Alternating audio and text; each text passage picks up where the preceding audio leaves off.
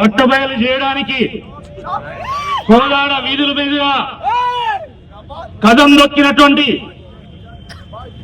గర్జించినటువంటి మన కొదమ సింహం కోదాడ మాజీ శాసనసభ్యులు గొల్ల మల్లయ్య యాదవ్ గారు, మరో మాజీ శాసనసభ్యులు పెద్దలు చిరుమర్తి లింగయ్య గారు, మన కొదమ సింహం మల్లయ్య గారి సేన గులాబీ దండులో ఉన్నటువంటి సైన్యానందరికీ కూడా, కోలాడ పుర ప్రముఖులకు, ఇక్కడ వచ్చినటువంటి పెద్దలకు, యువకులకు, పోలీస్ మిత్రులకు, మీడియా మిత్రులకు అందరికీ పేరు పేరున నమస్కారాలు.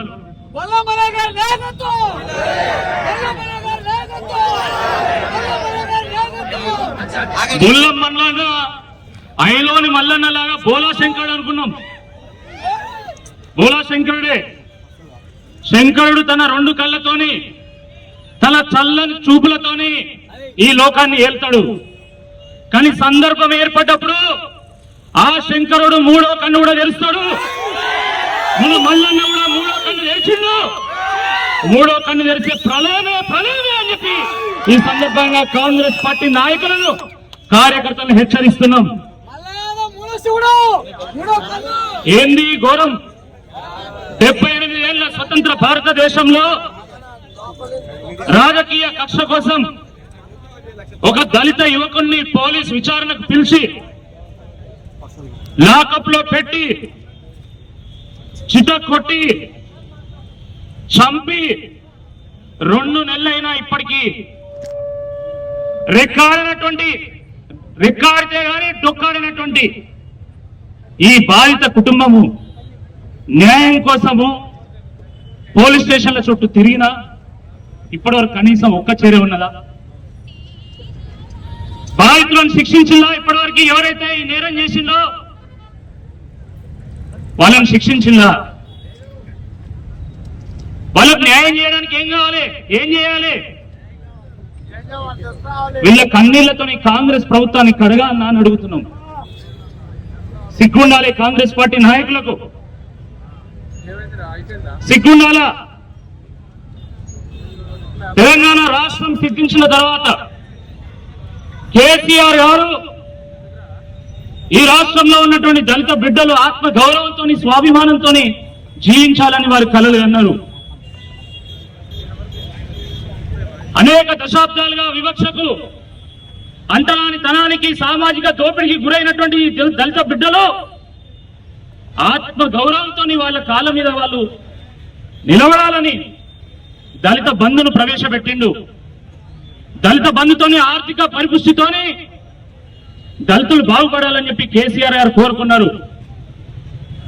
కానీ కాంగ్రెస్ ప్రభుత్వము, మార్పు పేరు మీద వచ్చినటువంటి ప్రభుత్వము దళిత బంధును బొందబెట్టింది, దళితుల యొక్క ఆత్మ గౌరవాన్ని కూడా బొందబెట్టిందని చెప్పి సందర్భంగా మనం చేస్తా ఉన్నాం. ఆయన చేసిన పాపమేంది? ఆయన చేసిన నేరమేంది? ఈరోజు కాంగ్రెస్ ప్రభుత్వం 1,00,000 కోట్ల ప్రజాధనాన్ని కొల్లగొడతా ఉంది. దాంట్లో రాజేష్ చేసిన పాపం ఎంత అని చెప్పి ఈ సందర్భంగా కాంగ్రెస్ పార్టీని ఈ సందర్భంగా మేము ప్రశ్నిస్తా ఉన్నాము.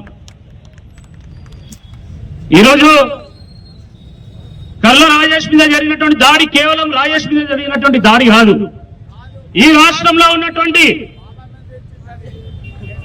అమాయక అభాగ్యులైనటువంటి, నోరు లేనటువంటి దళిత సమాజం మీద జరిగినటువంటి దాడిగా ఈ సందర్భంగా మనం గుర్తించాలి. ఇదే వేరే సామాజిక వర్గానికి చెందినటువంటి ఒక యువకుడు ఈ పని చేస్తే ఆ రకంగా మీరు లాకప్ లో పెట్టి చిత్రబాది చంపగలుగుతారా అని చెప్పి ఈ సందర్భంగా సూటిగా ప్రశ్నిస్తా ఉన్నాం.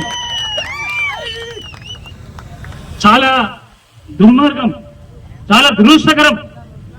ఈ వార్త తెలియగానే నిజంగా అందరం కూడా బాధపడ్డాం. కానీ ఇంద్రవల్లి కొండల్లో దండు పుట్టింది అని చెప్పి డబ్బు సంకనేసుకొని దళితుల ఓట్ల కోసం ప్రేమ వలకబోసినటువంటి ముఖ్యమంత్రి రేవంత్ రెడ్డి గారికి ఈ హత్య కనబడతలేదా అని చెప్పి సందర్భంగా ప్రశ్నిస్తున్నాం.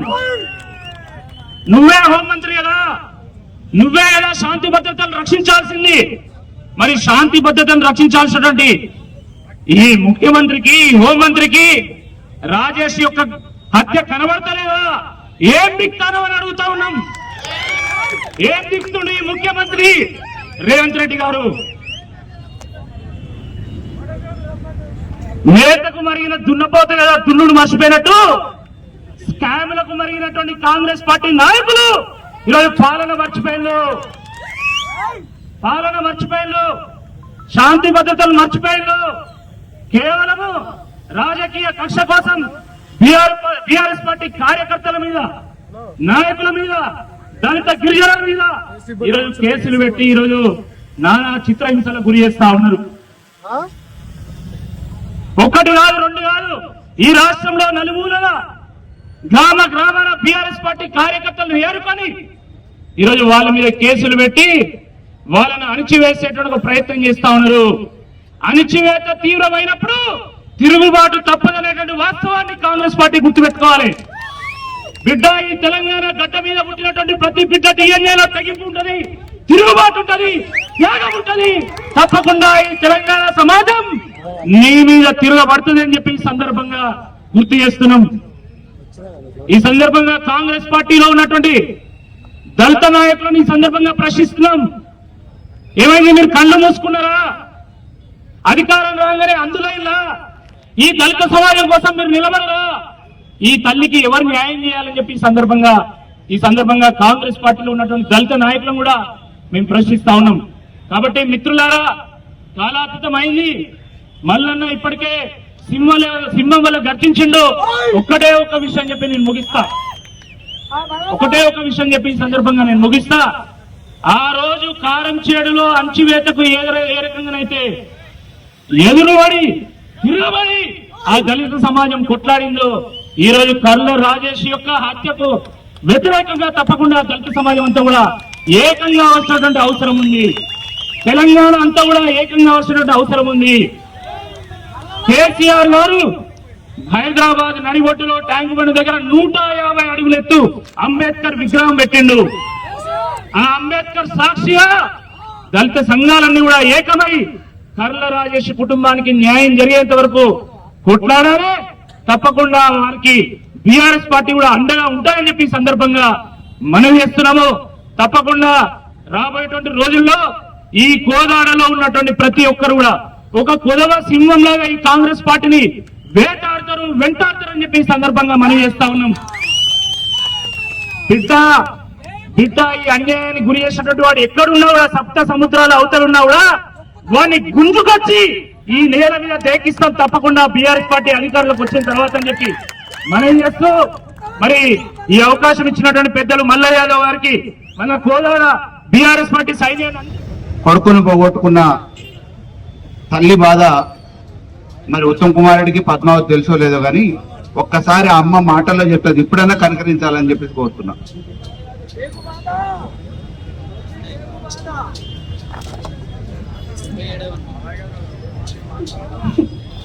మీ అందరికీ వందనములు. నా కొడుకు అన్యాయంగా మరణమైండు. పోలీసులు వాళ్ళని నా కొడుకు చనిపోయిండు. ఏ తల్లికి ఆ బాధ రావద్దు. నేను పడ్డ బాధ ఏ తల్లి పడద్దు. పోషించే కొడుకే లేడు. నాకు అందరిని చూస్తాను కానీ మీ వల్ల నా కొడుకు అసలు ఆ పట్టలేదు. నేను అదంతా నా కొడుకు న్యాయం జరిగేటట్టు మీరు అందరూ చూడండి.